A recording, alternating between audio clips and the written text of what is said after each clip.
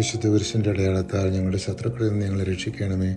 ഞങ്ങളുടെ തമ്പുരാനെ, പിതാവിൻ്റെയും പുത്രൻ്റെയും പരിശുദ്ധാത്മാവിൻ്റെയും നാമത്തിൽ ആമേൻ. ജോസിയ രാജാവ് ബാലിനും അക്ഷയരായ്ക്കും ആകാശഗോളങ്ങൾക്കും വേണ്ടി ഉണ്ടാക്കിയ പാത്രങ്ങൾ ജെറുസലേമിന് പുറത്തു വെച്ച് ദഹിപ്പിച്ചു.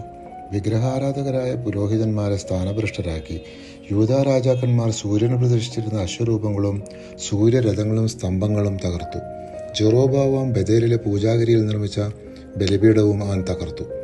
രാജാവ് ജനത്തോട് കൽപ്പിച്ചു, ഈ ഉടമ്പടി ഗ്രന്ഥത്തിൽ എഴുതിയിരിക്കുന്നതനുസരിച്ച് നിങ്ങളുടെ ദൈവമായ കർത്താവിന് നിങ്ങൾ പെസഹ ആചരിക്കണം.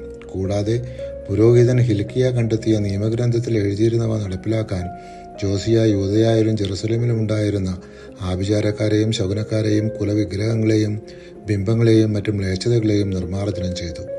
മോശയുടെ നിയമങ്ങളനുസരിച്ച് പൂർണ്ണ ഹൃദയത്തോടും പൂർണ്ണ ആത്മാവോടും പൂർണ്ണ ശക്തിയോടും കൂടെ കർത്താവിനെ പിൻചെന്ന മറ്റൊരു രാജാവ് മുമ്പോ പിമ്പോ ഉണ്ടായിട്ടില്ല.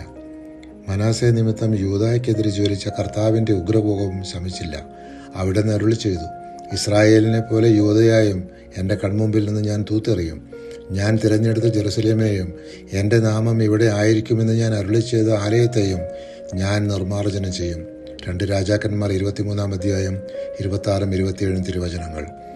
ഈജിപ്തിലെ ഫറവോ ആയ നെക്കോ ജോസിയയെ യുദ്ധത്തിൽ നിഗ്രഹിച്ചു. അനന്തരം ജനം ജോസിയയുടെ മകൻ യഹോവാഹാസിനെ യൂദയായുടെ 16-ാമത്തെ രാജാവായി അഭിഷേകം ചെയ്തു. യഹോവാഹാസ് രാജാവ് യൂദയുടെ രാജാവായി ജെറുസലേമിൽ 3 മാസം മാത്രമേ ഭരിച്ചുള്ളൂ. അവനും കർത്താവിൻ്റെ മുമ്പിൽ തിന്മ പ്രവർത്തിച്ചു. അവൻ ജെറുസലേമിൽ ഭരിക്കാതിരിക്കാൻ നെക്കോ അവനെ തടവിലാക്കി. എലിയാക്കിമിനെ രാജാവാക്കുകയും അവൻ്റെ പേര് യഹോയാക്കിം എന്ന് മാറ്റുകയും ചെയ്തു. യഹോവാഹാസിനെ നെക്കോ ഈജിപ്തിലേക്ക് കൊണ്ടുപോയി അവൻ അവിടെ വെച്ച് മരിച്ചു.